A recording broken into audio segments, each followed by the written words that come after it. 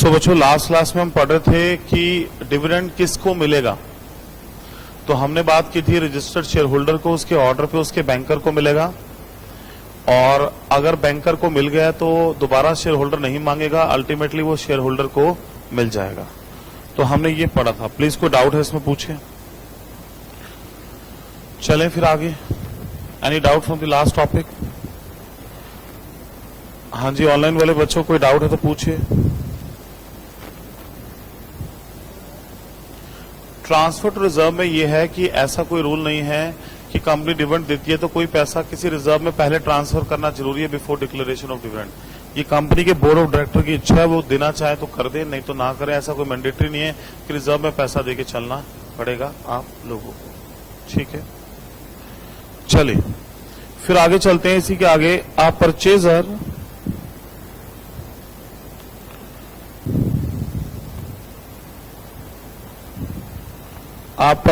of shares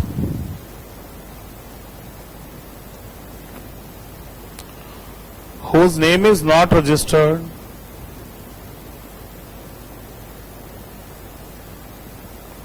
in ROM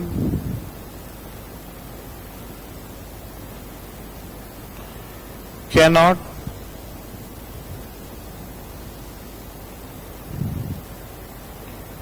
claim payment of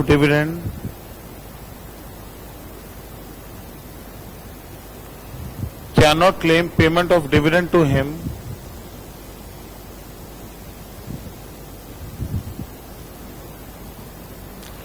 though he might have made full payment to seller of shares.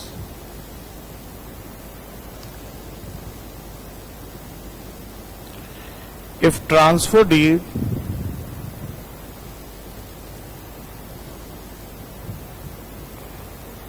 has been delivered to company but company is yet to register the transfer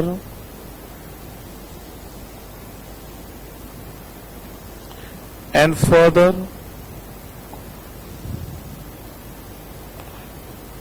registered shareholder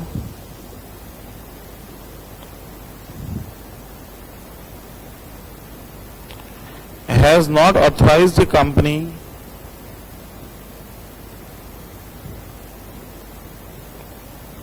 to pay dividend to transferee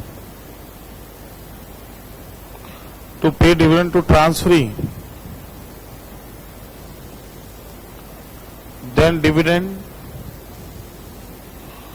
on such shares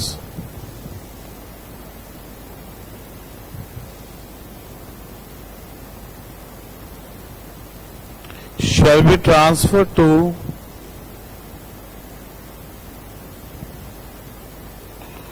unpaid dividend account. जो dividend है वो unpaid dividend account में क्या हो जाएगा? Transfer कर दिया जाएगा। एक बार लिख लो फिर समझते हैं।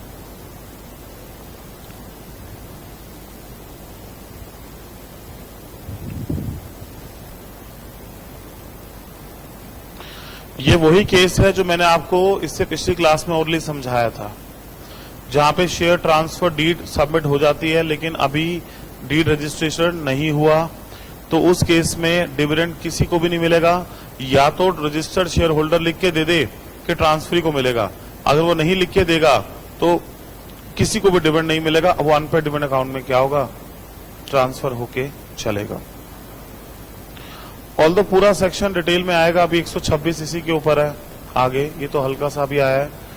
तो मैंने आपको समझाया था, अगर मैंने आपको शेयर बेच दिए हैं लेकिन अभी मेरा नाम लिखा, आपका नाम नहीं चढ़ा और डीड रजिस्टर नहीं हुई, तो उस केस में किसी को डिविडेंड नहीं दिया जाएगा, वो अनपेड डिविडेंड अकाउंट में चला जाएगा 30 दिन के अनपेड के अगले 7 दिन के अंदर। पॉइंट समझ आया सभी को? ऑल्दो 126 सेक्शन है पूरा, आगे जाकर डिटेल में आएगा पूरे एग्जाम्पल के साथ। 126 सेक्शन इसी चैप्टर में मिलेगा आपको। चलें फिर आगे लिखा,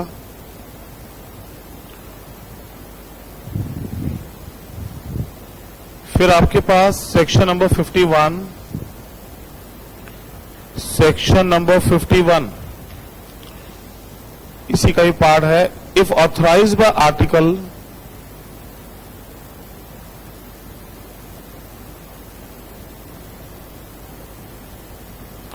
company can pay dividend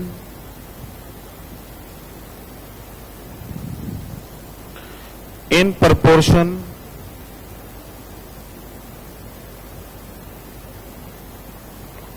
to paid up amount on each share। अगर आर्टिकल में ऑथराइज किया हो कंपनी डिविडेंड दे सकती है in proportion to paid up capital. तो डिविडेंड पेड अप अमाउंट पे ही होता है और जितना पैसा आपने पे कर दिया है पेड अप तो उसके ऊपर आप डिविडेंड दे सकते हो। मतलब ये उस केस में होता है बच्चों, जैसे मान लो आपने टोटल 10 रुपए देने हैं, अभी आपने 5 दिए हैं, तो जितनी वैल्यू पेड अप दी है आपने उसके ऊपर आप चाहो तो डिविडेंड दे सकते हो। और हमने वैसे भी बात की है डिविडेंड जनरली किस वैल्यू में मिलती है, पेड अप वैल्यू। बड़ी कंपनीज की पेड अप वैल्यू 1 रुपया ही होकर चलती है। समझ आया पॉइंट? लिखते हैं एग्जाम्पल, फेस वैल्यू 10 रुपया, शेयर होल्डर है पेड ₹5 ओनली। तो company authorise by article of association can pay dividend on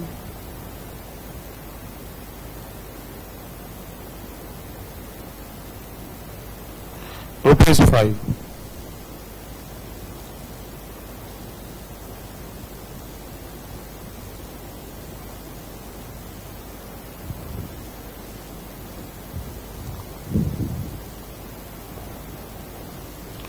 समझ आया पॉइंट सभी को?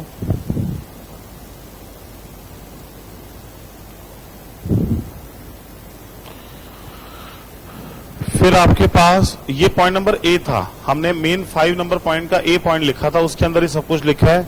अब बी पॉइंट, हमने मेन पॉइंट 5 के अंदर ए पॉइंट लिखा होगा 2-3 पेज पीछे, 123 जो 5 की हेडिंग बनाई होगी अप्रोक्सीमेटली। तो अब हमारे पास आ रहा है मोड ऑफ पेमेंट।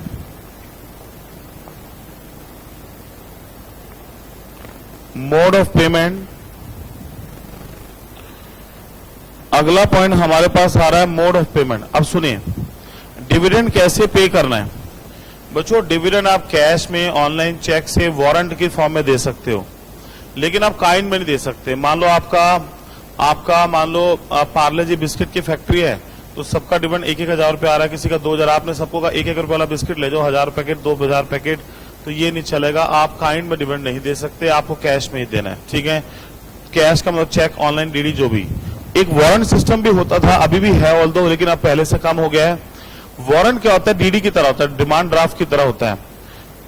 उसमें क्या होता है, पहले पैसे देके बैंक से वारंट बन जाता है, मतलब कंपनी पहले पैसे जमा कराती है, वारंट बन जाता है, फिर जिसके नाम का होता है वो अपने खाते में जमा कराएगा, साथ साथ उसके अकाउंट में क्या आ जाते हैं, पैसे आ जाते हैं। चेक में ये फर्क होता है, चेक जो होता है ना, चेक जैसे आज लगाओगे 2 या 3 दिन में पैसे आएंगे, वारंट में पैसे साथ के साथ आ जाते हैं अकाउंट में, मतलब वो एक तरह डीडी की तरह होता है, कंपनी पहले उसके पैसे दे चुकी होती है, फिर वारंट बन जाता है। लेकिन आजकल वारंट कम इशू होता है, क्योंकि बच्चों पहले वारंट बनेगा, फिर उसको घर पे कोरियर करेंगे, तो खर्चा बहुत ज्यादा आता है, तो कंपनी ऑनलाइन क्या कर देती है, पैसे को ट्रांसफर कर देती है। तो आपके पास आ रहा है, dividends are payable in cash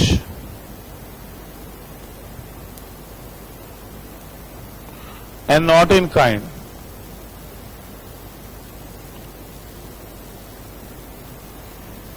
Dividend that are payable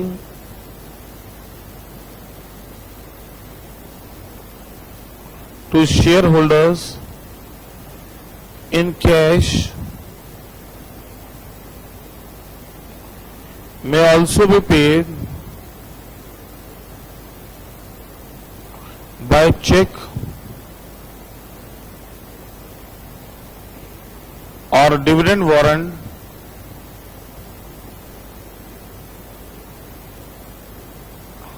और बाय ई मोड, तो हम चेक से डिविडेंड वारंट में ई मोड से दे सकते हैं। ठीक है,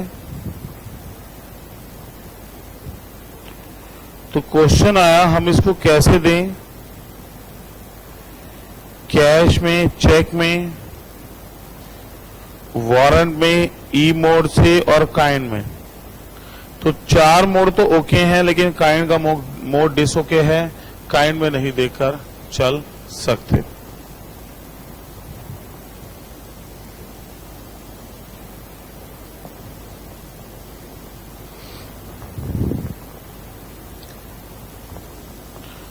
समझ आया पॉइंट सभी को?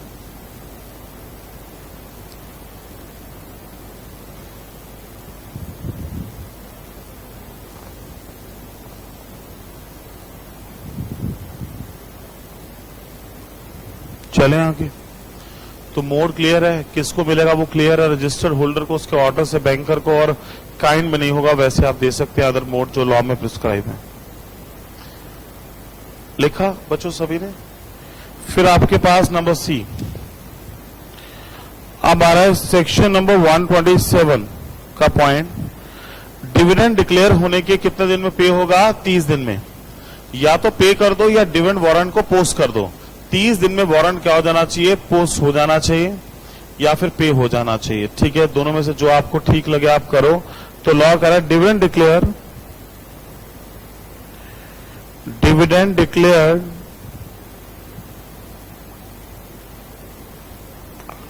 shall be paid to entitled shareholders within 30 days of its declaration. Declaration के 30 दिन में।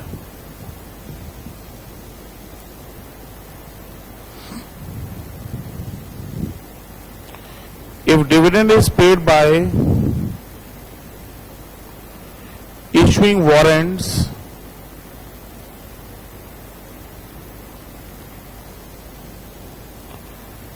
then such warrants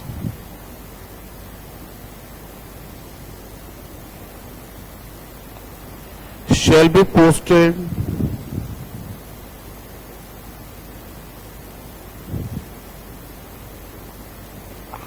at registered address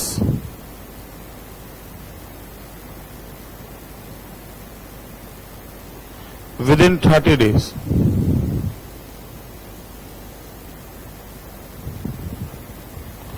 It is immaterial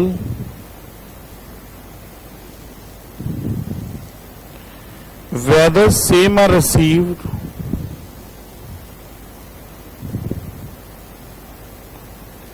within 30 days or not.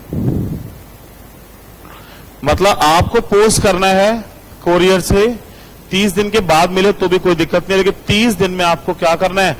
Post कर देना है।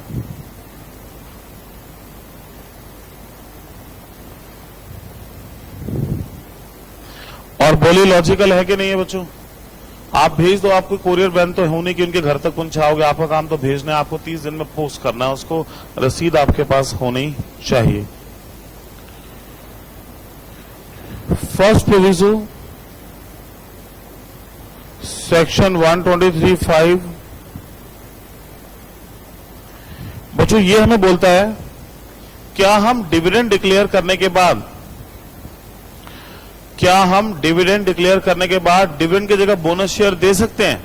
बट डिविडेंड ना देके बोनस शेयर दे दें, sorry you can not, kind में नहीं दे सकते। आप बोनस शेयर भी देना चाहो वो भी दे दो, पर डिविडेंड तो कैश ई मोड में जो मोड है उसी में दो। डिविडेंड की जगह बोनस शेयर अलाउड नहीं है। डिविडेंड के अलावा कुछ और भी देना चाहो शेयर होल्डर को दे दो, लेकिन डिविडेंड की जगह बोनस शेयर अलाउड नहीं है। समझ आया पॉइंट? उसकी जगह अलाउड नहीं है, कोई कैश में ही जाना है। तो bonus shares in place of dividend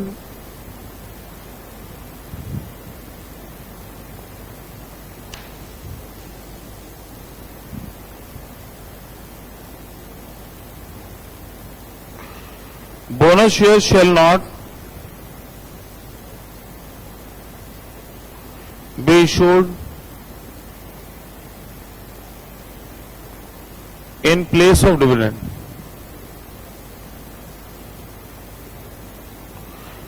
Company can issue bonus shares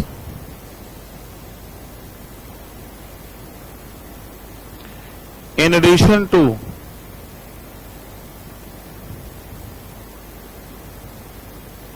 payment of dividend. तो कंपनी बोनस शेयर दे सकती है इन एडिशन टू डिविडेंड, पर उसकी जगह नहीं दे सकती। समझ रहे हो बच्चों, कंपनी में दोनों में एक ही बात है, सुनो पहले एक बार। बोनस शेयर में कंपनी का पैसा कंपनी के पास रह जाता है, रिजर्व कम हो जाते हैं और शेयर होल्डर को फ्री में शेयर मिल जाते हैं, आप पैसे देने की जरूरत नहीं पड़ती, और इसमें पैसा बाहर चला जाता है। तो दोनों बहुत सारी कंपनी ऐसे हैं जब डिविडेंड नहीं देना होता और शेयर होल्डर को खुश करना होता है तो बोनस शेयर इशू कर दे, फ्री में शेयर इशू कर देती हैं, तो उसमें पैसा कंपनी के पास ही रहता है, रिजर्व का पैसा शेयर कैपिटल में चला जाता है, ठीक है। लेकिन डिविडेंड देने के बाद, डिक्लेयर करने के बाद नहीं बोनस शेयर दे सकते। आप सोचो उसकी जगह नहीं दे सकते, उसके अलावा देना चाहो दे दो, उसमें कोई प्रोहिबिशन नहीं है। समझ आया आपको? डिविडेंड तो कैश में देना है, चेक में देना है, ऑनलाइन देना है, तो वो काइंड में तो जाने से रहा। समझ आया पॉइंट सभी को? चलें आगे, डन है। फिर नेक्स्ट पॉइंट लिखा सभी ने। फिर आ रहा है prohibition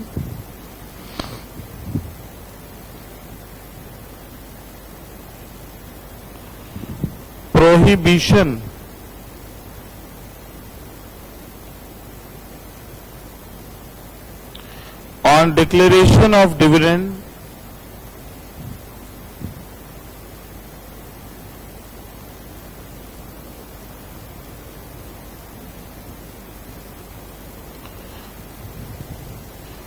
prohibition on declaration of dividend. अब सुनिए, दो बातें इसमें। एक होता है पब्लिक डिपॉजिट, पब्लिक से एफडी की फॉर्म में पैसा लेना, पब्लिक से एफडी की फॉर्म में पैसे लेने को बोलते हैं हम पब्लिक डिपॉजिट, एफडी की फॉर्म में पैसा लेना। तो अगर आपने पब्लिक से एफडी की फॉर्म में पैसा लिया और उनके पैसे का डिफॉल्ट कर दिया, नहीं दे रहे, तो जो एफडी का पैसा लेकर नहीं दे रहा और वो शेयर होल्डर को डिविडेंड देना चाह रहा है तो बैन लग जाएगा। मतलब अगर आपने पब्लिक डिपॉजिट के चैप्टर का डिफॉल्ट कर दिया, जो भी चैप्टर 73 से 76 सेक्शन, तो आप जब तक डिफॉल्ट ठीक नहीं होगा देश में डिविडेंड डिक्लेयर नहीं कर सकते। ऐसा इसीलिए लोगों का पैसा दिया नहीं जा रहा और दिखाने के लिए शेयर होल्डर को खुश कर रहे हो, गलत है बिल्कुल। सेकेंड, जो नॉन प्रॉफिट कंपनी है, जो नॉन प्रॉफिट कंपनी है सेक्शन 8 के अंदर कंपनीज एक्ट, वो भी देश में डिविडेंड डिक्लेयर नहीं कर सकती। उसको पैसा अपने ऑब्जेक्ट पे खर्च करना होता है, ना कि डिविडेंड देने के लिए वो खर्च कर सकती है। तो दो प्रोहिबिशन आ रही है। नंबर 1, तो पहला पॉइंट समझ आया बच्चों, पब्लिक डिपॉजिट। और बोलिए लॉजिकल है कि नहीं है, बोलिए यस और no.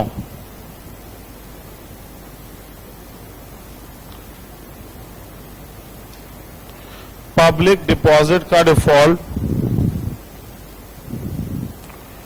If a company fails to comply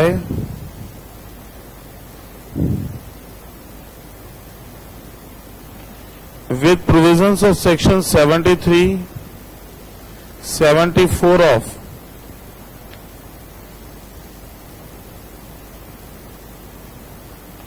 public deposits, then so long as such failure continues,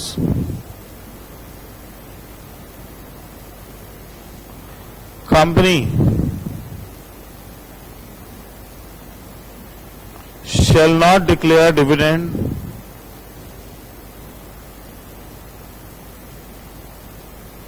on its equity share। Company equity share पे डिविडेंड डिक्लेयर नहीं कर सकती। Company can not declare dividend on it's equity shares. तो ban लग जाएगा। हाँ, जैसे default ठीक करोगे उसके बाद कर सकते हो। लोगों के पैसे नहीं दे रहे, तुम एफडी का लेके और शेयर होल्डर को दे रहे हो, ये विंडो ड्रेसिंग करने की कोशिश कर रहे हो। सरकार ने बैन लगा दिया आपके ऊपर 123 सबसेक्शन 6 के अंदर। Section 8 NPO company,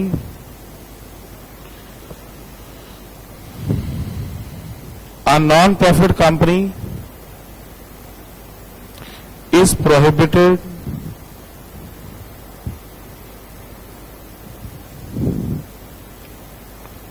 from paying any dividend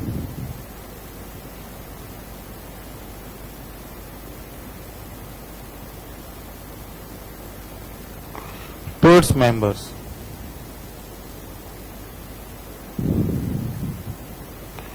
Its profits are intended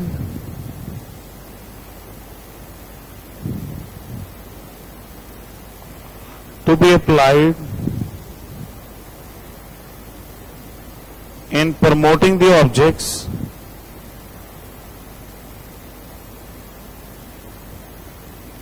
for which it is formed.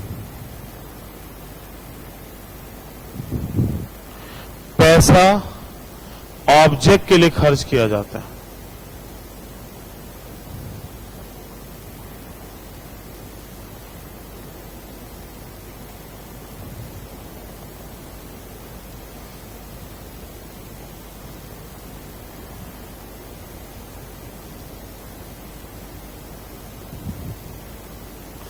पैसा ऑब्जेक्ट के लिए खर्च किया जाएगा, दूसरे काम के लिए खर्च नहीं किया जाएगा। पेपर में हर पॉइंट पे क्वेश्चन है, इस पे भी क्वेश्चन आ चुका है, इस पे भी क्वेश्चन आ चुका है कि कंपनी कर सकती है कि नहीं। अभी तो हम पहला सेक्शन हमने अभी खत्म किया 123, अभी हम 124 खत्म करेंगे, फिर मैं एग्जांपल लिखवाऊंगा 123-24 के, फिर मैं आपको स्कैनर दिखाऊंगा, क्योंकि जब तक मैं अपने एग्जांपल नहीं लिखवाऊंगा तब तक स्कैनर नहीं दिखाऊंगा। और हमें आप देखना पूरे स्कैनर में 1 या 2 ऐसे क्वेश्चन मिलेंगे, जबकि क्वेश्चन काफी सारे मिलेंगे जो थोड़े अलग होंगे, बस बाकी सब हमारी नोटिंग में 100% क्या होंगे, कवर होकर चलेंगे।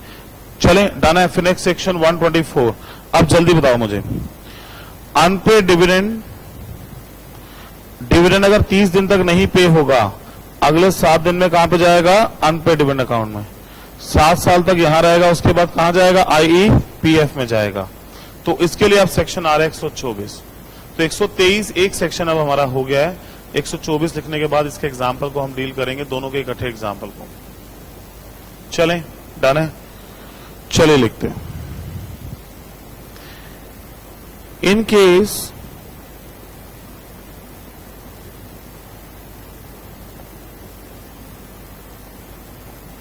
our dividend has been declared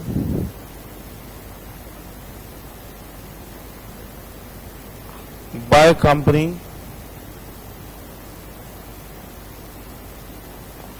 but has not been paid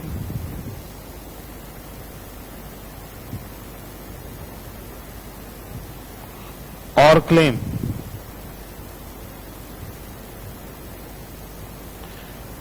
within 30 days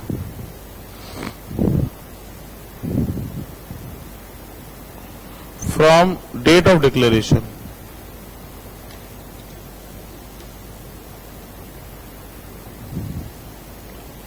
then company shall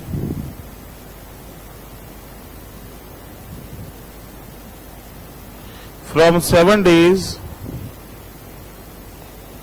from expiry of 30 days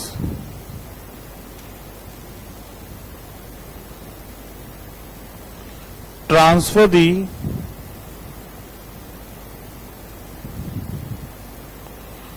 total of unpaid dividend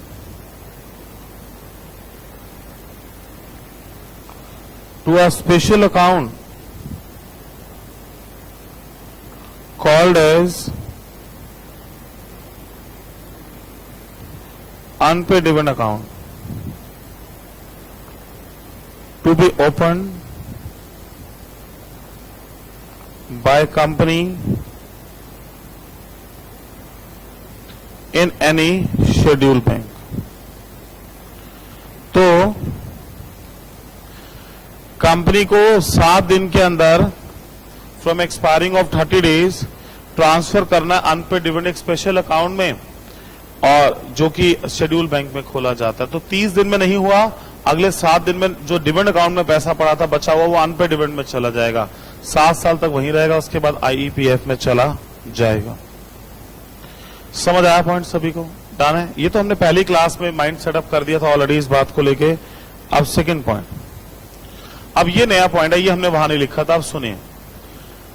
जब कंपनी अनपेड डिविडेंड अकाउंट में पैसा ट्रांसफर कर देगी, जब कंपनी अनपेड डिविडेंड अकाउंट में पैसा transfer कर देगी, उसके 90 दिन के अंदर, अप्रोक्सीमेटली 3 महीने, 90 दिन, 3 महीने वर्ड नहीं, 90 दिन वर्ड है, 90 दिन में कंपनी एक लिस्ट बनाएगी जिसमें नाम, एड्रेस, पता, कितना अमाउंट है उस शेयर होल्डर का, एक पूरी लिस्ट जो अनपेड थी, उसको अपनी वेबसाइट पे या फिर कोई गवर्नमेंट की वेबसाइट ऐसी जहां पे लगाना होता है, साइट के ऊपर लगाकर चलेगी, ताकि list should be on companies website, also on the government website if any, for this purpose, अगर गवर्नमेंट ने बनाकर चली है। और लिस्ट होनी चाहिए कि नहीं होनी चाहिए, बोले यस और नो, तो बिल्कुल होनी चाहिए। किसका पैसा है? With in 90 days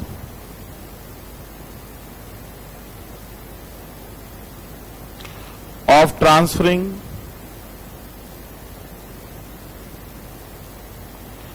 any amount to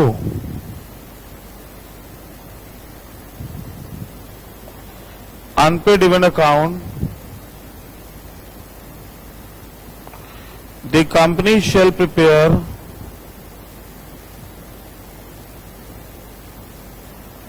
a statement containing name,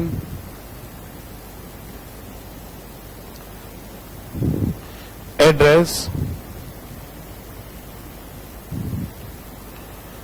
and unpaid dividend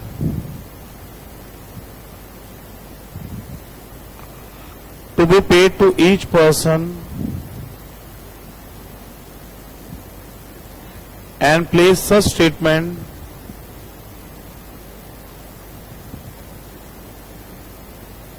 on its website.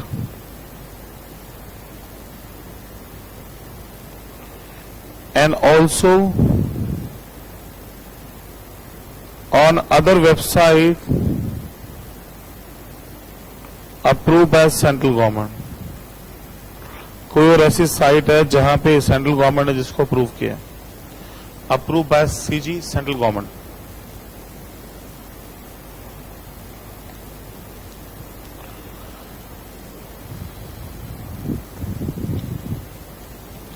मैंने आप वाले व्हाट्सएप ग्रुप में ICAI का स्टडी मटेरियल भेज दिया था।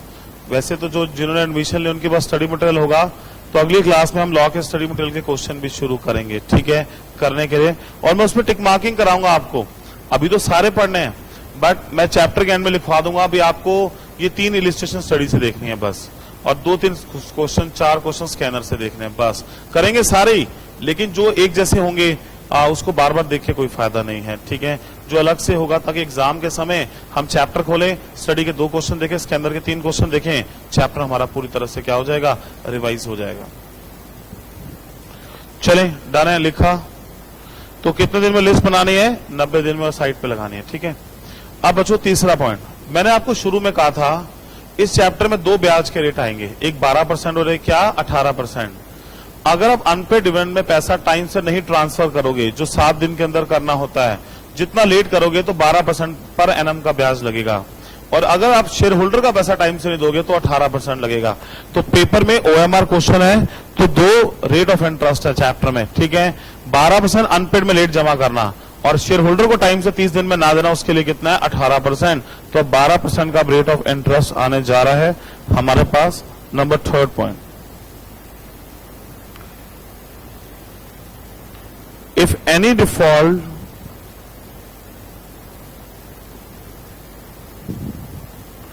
is made in transferring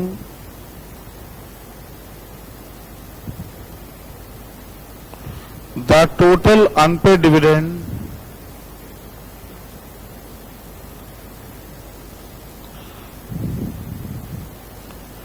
amount or any part thereof to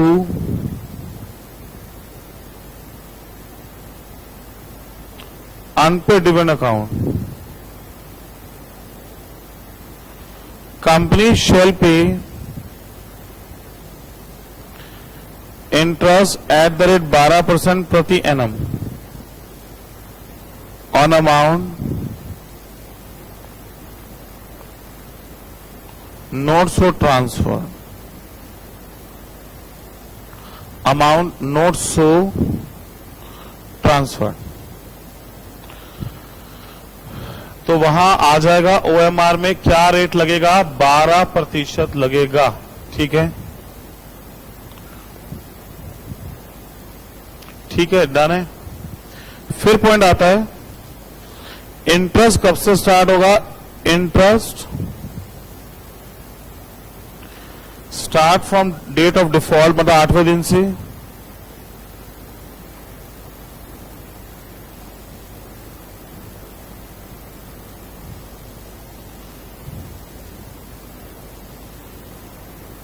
Interest accruing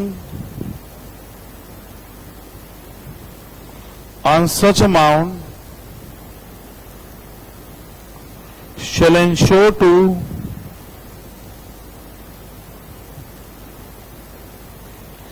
benefits of members in company in proportion to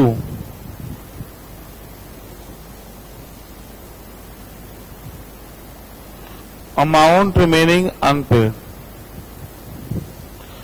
तो बच्चों जो अनपेड अमाउंट होगा उस पे लगेगा, और कब से लगेगा, 8वें दिन से। 7 दिन के बाद जो 8वां दिन होगा, और पर एनम है, जैसे 7 दिन का डिफॉल्ट होगा, 10 दिन का डिफॉल्ट होगा, 20 दिन का डिफॉल्ट, तो मल्टीप्लाई 20 डिवाइड बाय 365 मल्टीप्लाई 12%, जितना पैसा अनपेड में लेट जाकर चलेगा।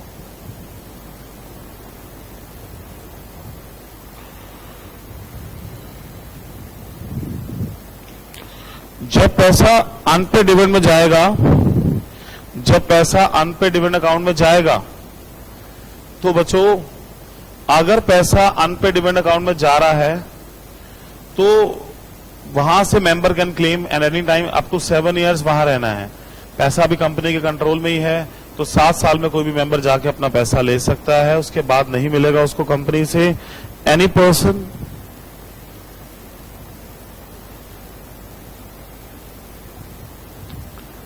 claiming to be entitled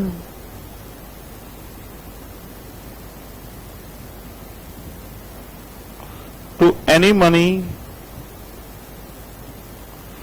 transferred to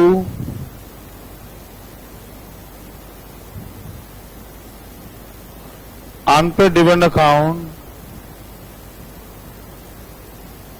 may apply to company concerned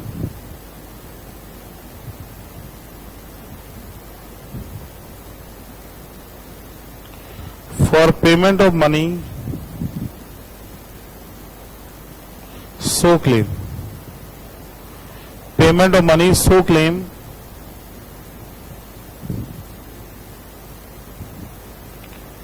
paid to member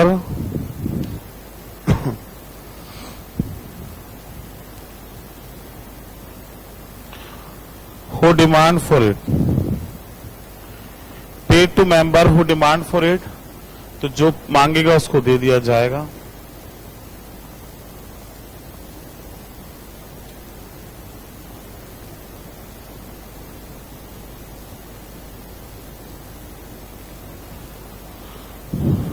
जो मांगेगा उसको दे दिया जाएगा। समझ आया point?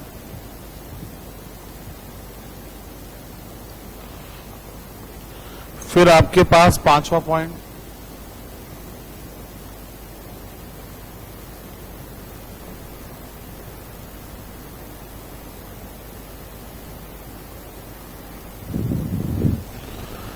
apply to company concerned for payment of money so claim।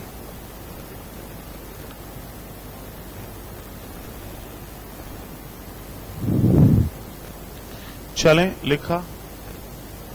फिर आपके पास number 5th point,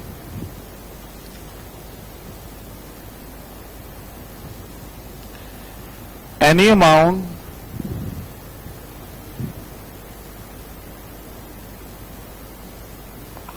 transfer to unpaid dividend account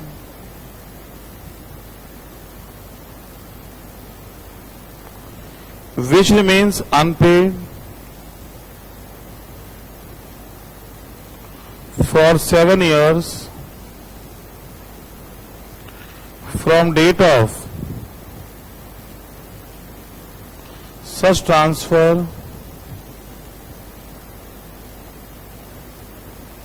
shall be transferred by company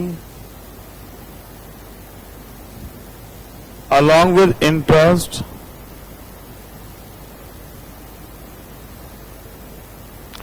accrued thereon to IEPF along with statement containing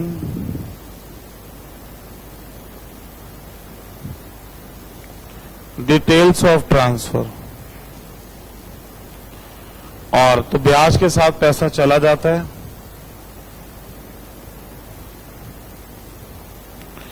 share shall not be transferred to IEPF। Share नहीं जाते उसके अंदर, पैसे जाते हैं, पैसे जाते हैं, ठीक है ना, पैसे ना कि shares.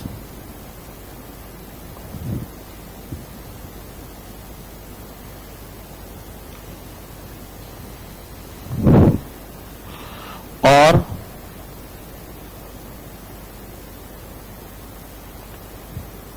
Companies liability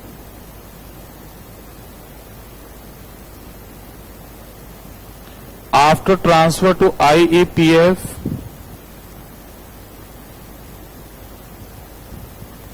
shall come to an end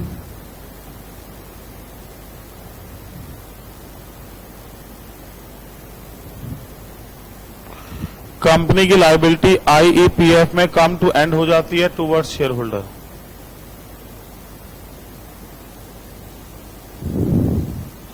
मतलब एक बार पैसा IEPF में चला गया तो बच्चों कंपनी की लायबिलिटी क्या हो जाएगी, खत्म हो जाएगी।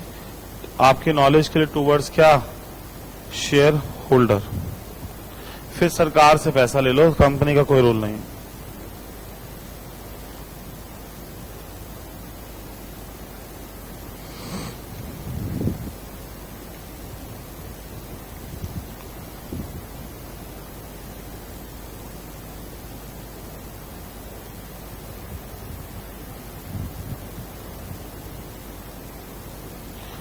और अगर आपने 124 के डिसकम्प्लायंस की पेनल्टी ये न्यू पेनल्टी है, अभी लॉ में अमेंडमेंट आई है तो हम अमेंडेड ही लिख रहे हैं। नई पेनल्टी, लॉ ने इस पूरे चैप्टर में एक ही चीज चेंज किया, अभी तक पेनल्टी चेंज हो गई है इस सेक्शन की, तो अब नई पेनल्टी हम लिखने जा रहे हैं। कितनी होगी? ऑन कंपनी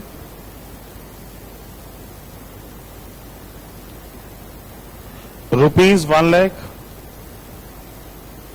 और अगर कॉन्टिन्यूइंग फेलियर है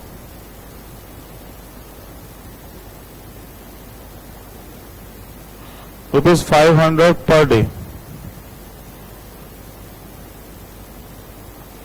फॉर पीरियड ऑफ डिफॉल्ट, और जिसमें मैक्सिमम 10 लाख होगी। तो इसमें क्या है, 1 लाख की पेनल्टी तो वैसे लगेगी, और अगर डिफॉल्ट चलता जा रहा लगातार तो 500 रुपए पर डे, लेकिन मैक्सिमम कितने तक रुक जाएगी, 10 लाख तक रुक जाएगी पेनल्टी, इससे ऊपर नहीं जाएगी। और ऑफिसर इन डिफॉल्ट, जो भी ऑफिसर की गलती होगी इसमें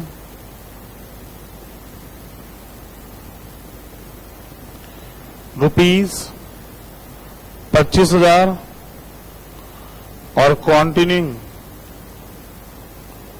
फेलियर में ₹100 पर डे, और मैक्सिमम ₹2 लाख।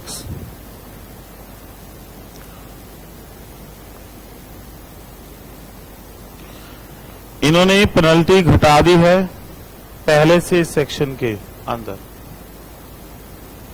ठीक है। कॉन्टिन्यूइंग फेलियर मतलब 25,000 तो लगी जाएगी, डिफॉल्ट फिर भी चलता है तो पर डे के हिसाब से भी लगेगी, और मैक्सिमम कितनी आएगी, 2 लाख तक जाएगी। तो ये देखो, पहले वाला लॉ ये था,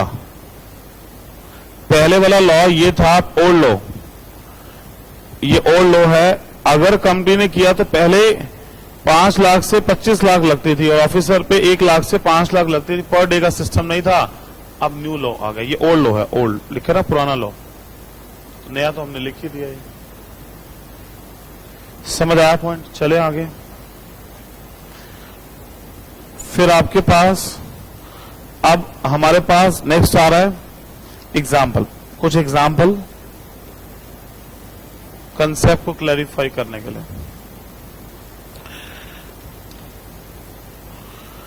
board of directors of X limited, तो एक कंपनी है हमारे पास X limited, board of director of X limited want to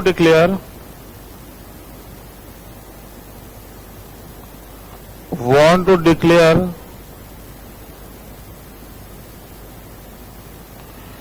interim dividend at the rate 15% in spite of losses in current year/quarter.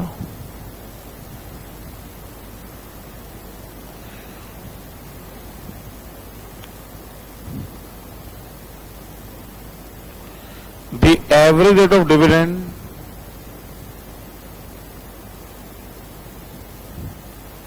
of last 3 years equal to 13%. अब बताओ maximum dividend अब भी कितना होगा बच्चों? 3 साल का एवरेज रेट 13 है, लेकिन बोर्ड 15 देना चाहता है। कि 15 दे पाएगा? बोलिए यस और नो। मैक्सिमम रेट कितना होगा जो 3 साल का क्या होगा? एवरेज। तो 13 से ऊपर नहीं दे पाएंगे। तो board of director can declare maximum interim dividend at the rate 13%, इससे ऊपर नहीं जाएगा।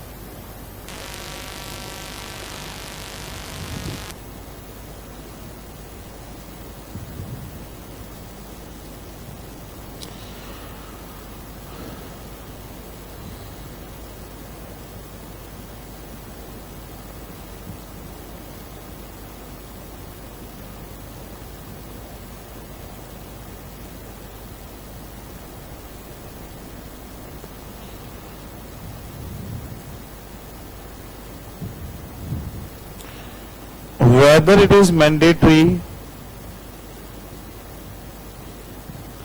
to transfer certain percentage of profits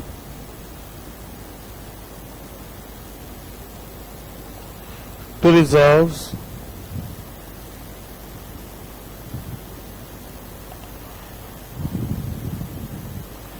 before declaration of dividend.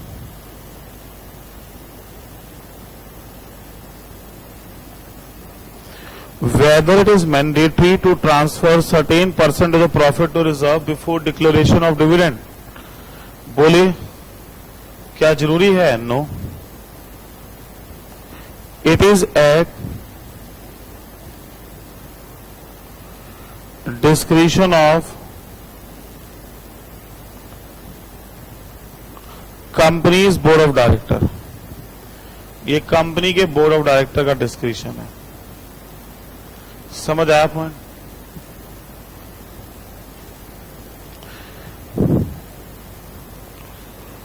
तीसरा, company has declared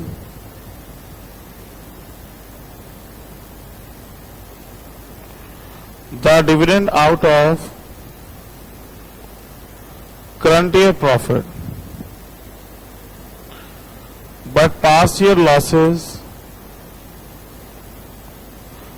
and depreciation cannot be set off from profits. Valid के invalid decision, invalid decision.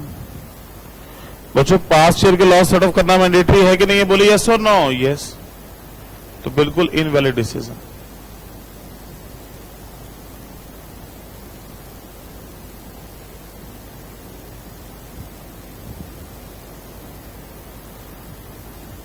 समझ आया point?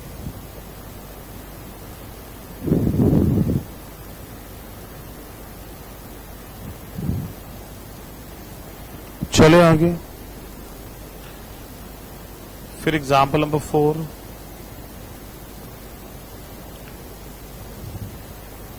लिखा। फिर example 4,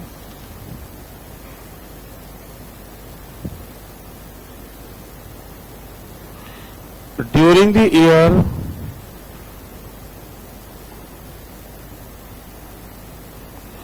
company has suffered huge losses. An average rate of dividend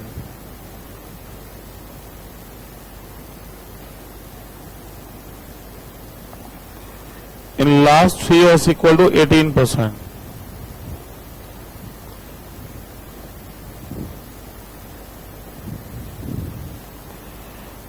Company intend to declare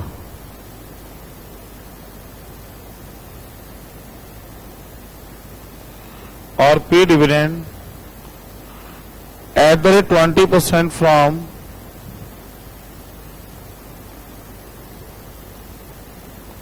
past AP transfer to reserves. Invalid है बच्चों। Maximum rate कितने percent होगा? 18। 4 condition है, लेकिन एक ही कंडीशन पे क्वेश्चन आया एवरेज रेट के ऊपर, तो हमने वो दे दिया, क्योंकि करंट ईयर पास ईयर प्रॉफिट इंटरिम की तो बात नहीं, इंटरिम में एक कंडीशन है, बाकी जगह 4 कंडीशन है।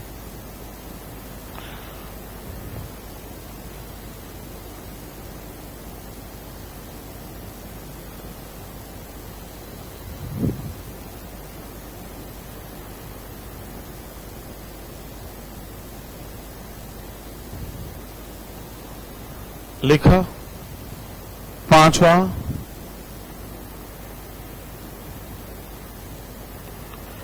during the year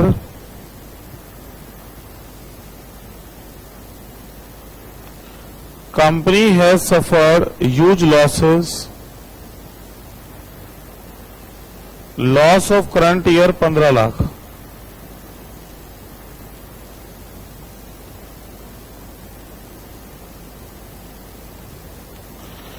कंपनी को ह्यूज लॉस हुआ करंट ईयर में 15 lakh,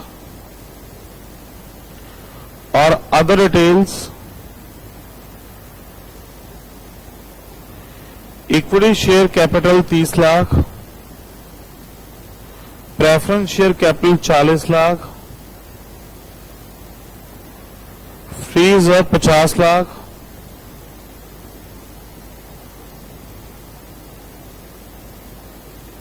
other reserve not a free reserve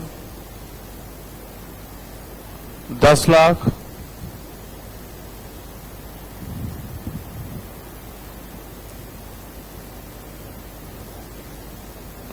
rate of dividend in last 3 years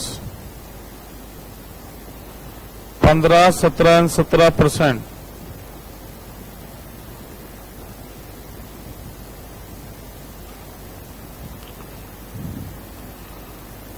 What conditions need to be fulfilled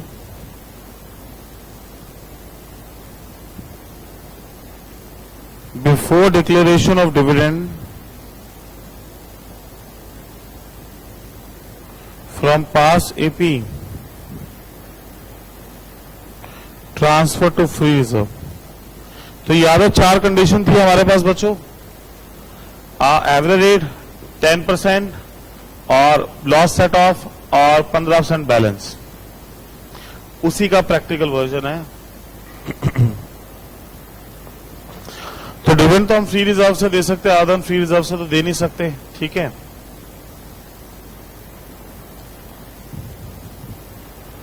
चलें करें सॉल्व। 4 कंडीशन पूरी होंगी, चारों के अकॉर्डिंग जो आंसर आएगा फिर पता लगेगा डिविडेंड देना है कि नहीं देना, ठीक है। लिखा सबने? सुना ना? लिख लिया? लिख लो।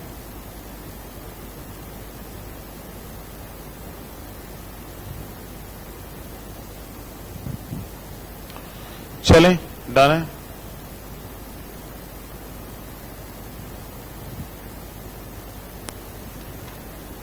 अब बच्चों आंसर में कंडीशन 1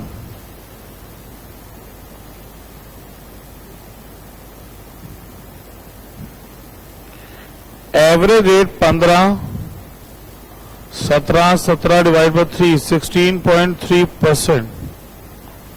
तो मैक्सिमम डिविडेंड कितना रेट होगा बच्चों? 16.3%। इससे ऊपर नहीं जाएगा।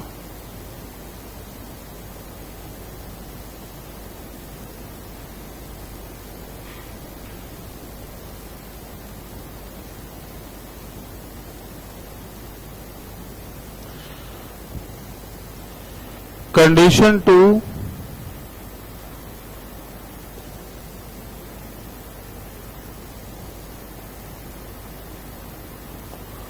Amount withdrawn from AP. बच्चों कितना? 1/10 paid up share capital plus fees. अब इक्विटी प्रेफरेंस देखो 70 लाख है दोनों। क्वेश्चन में देखो इक्विटी प्रेफरेंस 70 है ना, और फीस अब कितने हैं? 50 लाख। तो 12 लाख रुपए निकलेगा मैक्सिमम एपी से।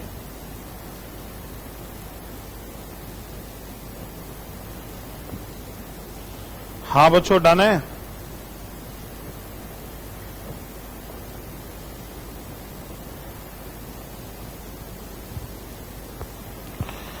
कंडीशन 3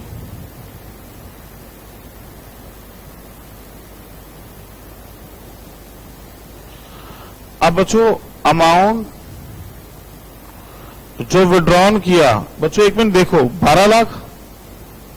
हाँ बच्चों 12 लाख और डिविडेंड 16.3% मल्टीप्लाई 70 लाख का पेड अप शेयर कैपिटल पे आना 11.41 लाख। तो ये हो गया 11.41 लाख। सुनिए, एक तो अमाउंट विड्रॉन पर रिस्ट्रिक्शन है, रेट को लेकर रिस्ट्रिक्शन है। 12 लाख निकाल सकते हो रिजर्व से, पर डिविडेंड बनता ही 16.3%। 70 लाख का 11.41 है, तो निकालोगे कितना? 11.41। कोई रेट से ऊपर तो जा नहीं सकते आप। समझ आया? अब करंट ईयर लॉस कितने थे? करंट ईयर लॉस कितना था? 15 लाख। सेट ऑफ कितना हुआ? 11 लाख। नील जो अमाउंट बचा, बैलेंस बचा, बोले यस और नो? यस। तो इसका मतलब डिविडेंड नहीं दे पाओगे इस साल डिविडेंड, क्योंकि पहले लॉ में लिखा है जितना पैसा निकालोगे वो निकालोगे कितना? रेट को और 1/10 को ध्यान में रखे, विच एवर इज क्या? लोअर। तो निकला 1141, लेकिन 15 लाख का लॉस है। पहले लॉस क्या करना है? Set of. डिविडेंड नहीं दे पाओगे इस साल आप, आपकी नॉलेज के लिए। समझ रहे हो बात? क्योंकि लॉस ज्यादा था, पैसा कम क्या हुआ है? विड्रॉ होकर चला है। नोट करें।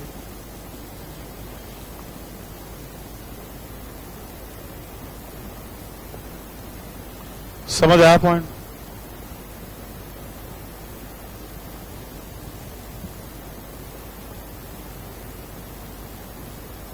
और कंडीशन 4 में वैसे लिख रहा हूं, बैलेंस इन एफआर अगर हम निकाल भी लेते हैं 50 में से 1141 तो कितना रहेगा? 38.59 लाख। बच्चों बैलेंस अगर हम निकाल भी लेते हैं 1141 तो ये बचेगा। ये ज्यादा होना चाहिए पेड अप शेयर कैपिटल का 15%। तो 70 लाख का 15% 10,50,000 से ज्यादा ही है, लेकिन अल्टीमेट डिविडेंड नहीं दे पाओगे क्योंकि कंडीशन 3 में पैसा आपका क्या हो गया? नील हो गया। क्या हो गया? नील हो गया। तो चारों कंडीशन एनालाइज करोगे, उसके बाद ही आप डिविडेंड दे सकते हो, अदरवाइज यू कैन नॉट पे डिविडेंड।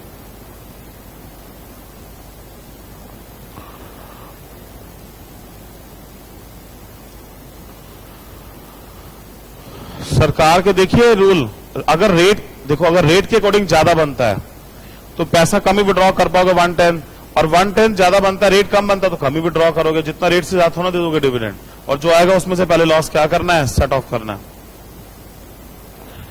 तो इसकी वजह से आप डिविडेंड नहीं दे पाओगे, थर्ड कंडीशन की वजह से।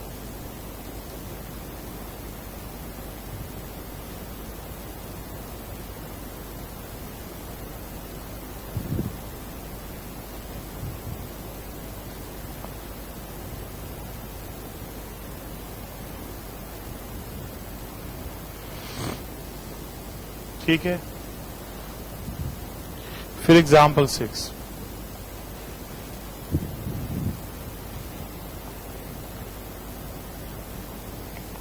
चले,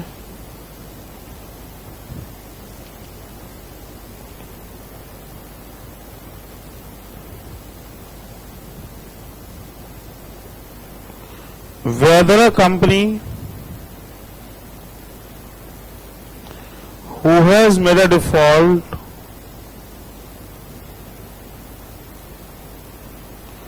in repayment of public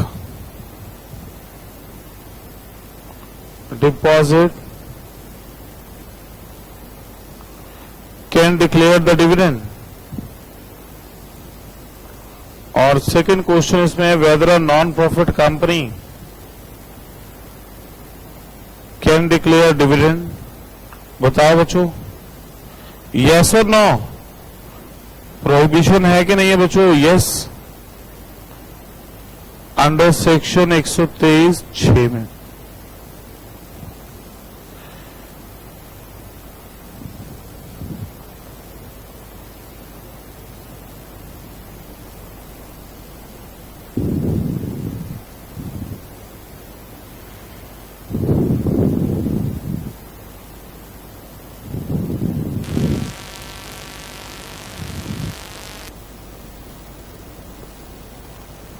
ठीक है, चलिए, तो अभी इतना ही करना आज हमने। तो आज 123-24 हो गया। अगली क्लास में हम क्वेश्चंस भी करेंगे और 125 सेक्शन पे भी आ जाएंगे।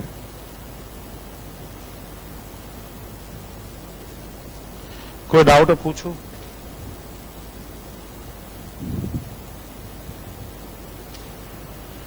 कौन सी बच्चे? ये लिख लिया सबने? एक बच्चा पूछा सर फोर्थ कंडीशन एक बार बता दो। ये कंडीशन वैसे चेक करने के लिए है, आपके पास 50 लाख था, आपने मान लो 1141 निकाला तो 38 लाख रह गया, तो लॉ में लिखे 15% से ज्यादा होना चाहिए। तो ये कंडीशन तो पूरी हो रही है। यहाँ पे 15% बनता है 10,50,000, तो ये ज्यादा पड़ा है रिजर्व में, ये ठीक है। लेकिन वैसे प्रैक्टिकल अब इस केस में डिविडेंड नहीं दे पाओगे इस पर्टिकुलर केस में, क्योंकि यहाँ पे पैसा आपके पास बचा नहीं है। डन है बच्चों? कोई डाउट है प्लीज पूछो।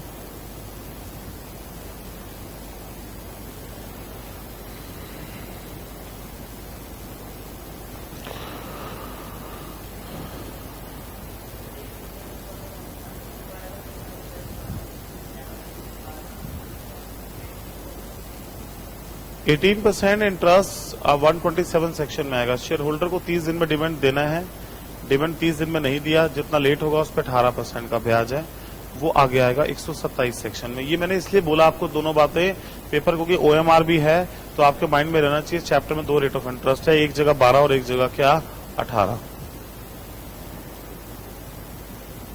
हाँ,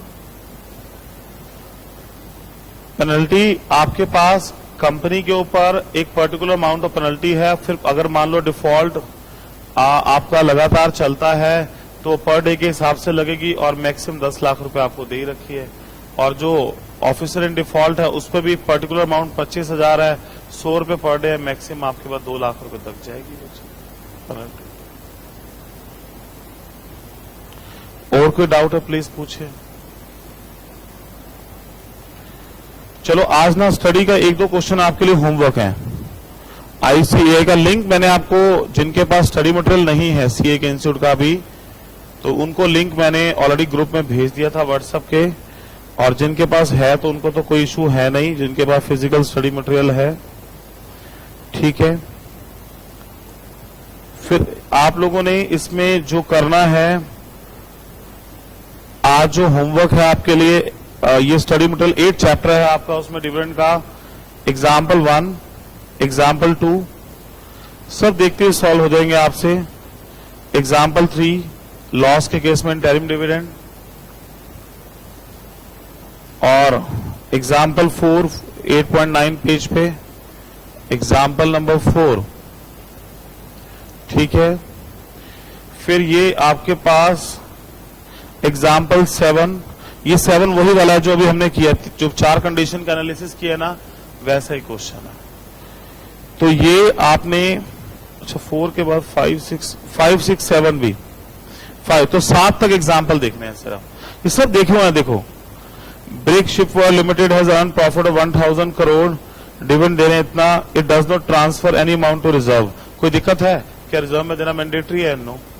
तो वही क्वेश्चन है, देखते आपसे सॉल्व हो जाएंगे। आज हमने एग्जाम्पल लिख लिए हैं, तो आप भी आज जाके 7 एग्जाम्पल्स को जो है ना, 7 के भी 8 एग्जाम्पल्स को आप लोग जो है ना, 8 के भी 9 लो, 9 अभी हो जाएगा।